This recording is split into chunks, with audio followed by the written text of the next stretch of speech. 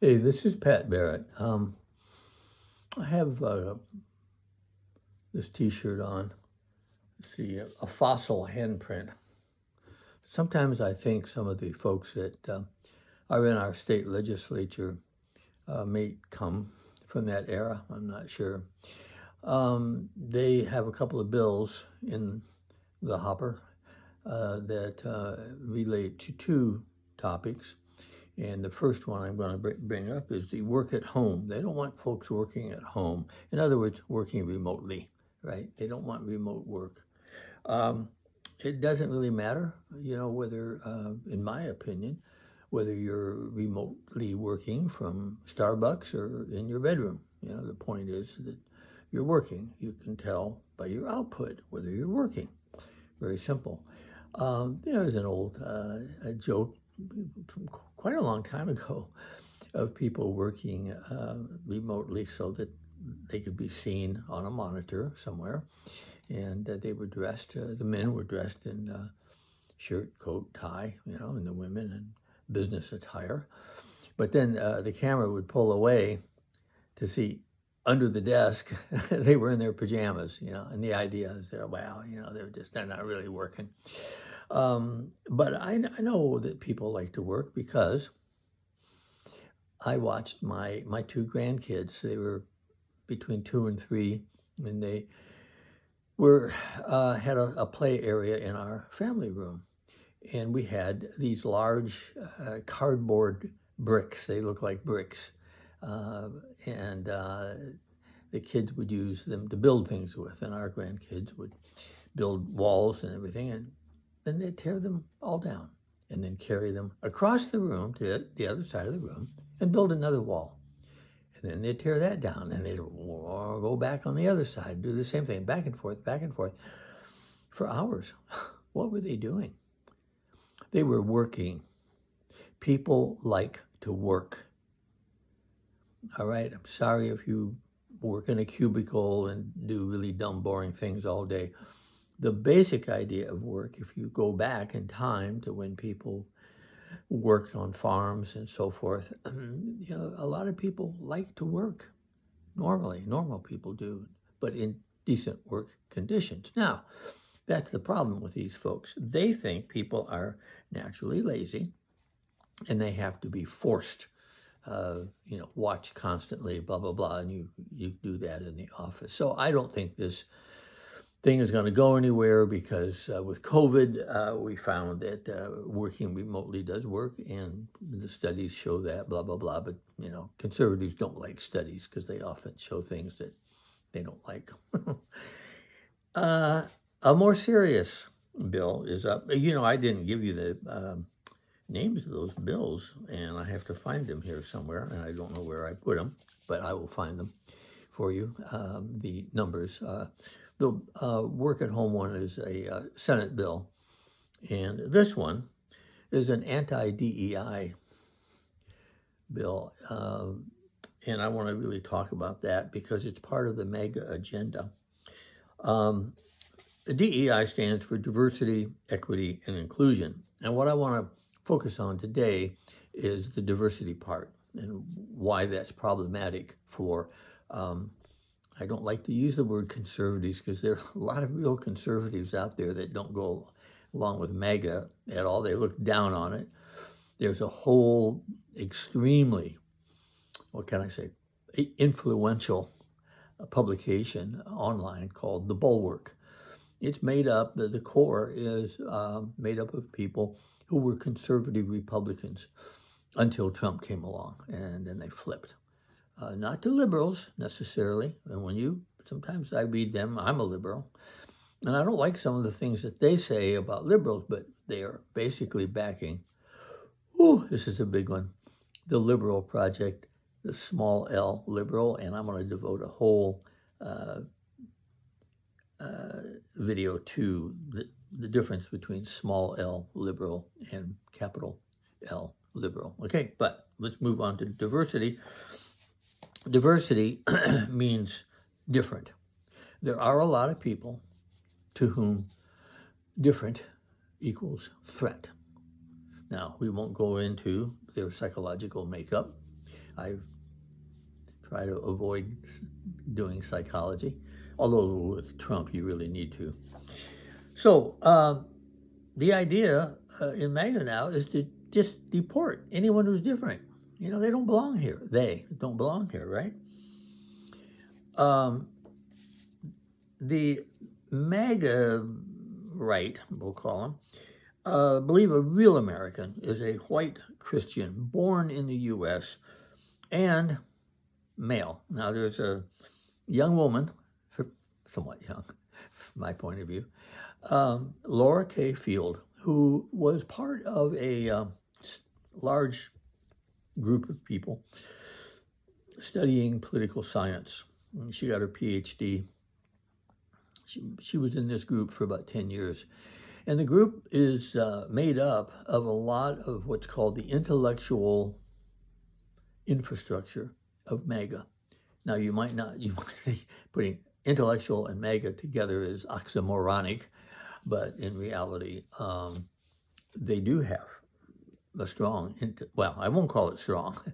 They have it's not especially coherent. It's made up of, Field describes three major groups, besides the crazies, of course, and the Proud Boys and so forth. But three major intellectual groups, and they have done a tremendous job of building this up. One of them you might remember as John Eastman, who rallied the troops on January 6th, told them that this was perfectly legal to go in and storm the Capitol, and they did. Okay, so these are the people. Yeah, they have these. He's a lawyer, you know. He's a very well-educated man, but he's kind of crazy. So you have to keep that in mind with these people. So my point in going into all of that was they don't have many women among them, because one of the things they don't like, besides racial minorities, liberals, they don't like women very much. And so when Laura Field looked for the people she wanted to profile in her book, it's an incredibly popular book. She's being interviewed everywhere by everybody. She couldn't find any women. She was one of the few women, and now they won't let her into their conferences. They don't like her book. The MAGA now answers this problem of diversity, which we do have in this country, whether they like it or not, they don't, is a deportation. Deportation requires, in part, to get rid of the 14th Amendment. Now that is before the Supreme Court. And I did a whole thing on the 14th Amendment recently. And the reason is, of course, that anyone born on American soil is a citizen. And that was done after the Civil War, when the slaves were freed, to say, okay, they may not have been citizens while they were slaves, but they're free now, and because they were born on American soil, that makes them citizens. Well, then that applies to anyone born on American soil. And there's a whole lot of things to say about that. What MAGA, or I would say certain elements of this intellectual, and probably a lot of just outright right-wingers want to do, is to reach back generations with this. You know, if your grandparents weren't born on American soil, like mine were born, both of them, in Italy. So they would reach back and say, oh, well, you're not really an American, okay? Now, who else did that? Let me think. Oh, yeah, the Nazis. They didn't like Jewish people very much, you know? And so what they did was, if someone wasn't, you know, going to temple and doing all the things Jewish people do, they were maybe Christian and they were this and that. What they would do is go into genealogy, and they got genealogists to go back in time, see, to find a relative that was Jewish. Boom, off they went to the death camps, okay? Not very nice. The problem with the 14th Amendment is it doesn't have a racial or religious definite restriction of any kind. You're born here, you're a citizen. You can be Muslim. Heather Cox Richardson, who's a wonderful historian who puts out stuff every day, probably more than once a day, mentioned the other day the first two Europeans who walked on North American soil. One was a Catholic, the other one was a Muslim. Many of the slaves coming over were Muslim, coming from places like Mali and so forth, with a lot of Islamic people there. So MAGA wants this race and religion thing, white and Christian. Of course, they don't tell you which Christian denomination. You've got Catholics, Pentecostals, and I'm sure there's some small denomination with 12 members somewhere that thinks they should run things, but I don't know how they'll sort that out. Their real target, actually, MAGA's real target is people from non-white countries. And I'm going to do more than one video on racism and caste in this country, but we'll get into that. Now, what DEI policies are about, actually, it's not to elevate certain minority groups over white people. This is what these politicians are trying to tell you. It was to undo practices and policies of discrimination that I grew up with. Not when I was 4 years old, but when I was 24 years old, when I was 34 years old. Moreover, not only did I see those in my society, but I experienced them when I married into a black family. And oh, guess what? Just being white anymore isn't quite, because I got this black lady with me.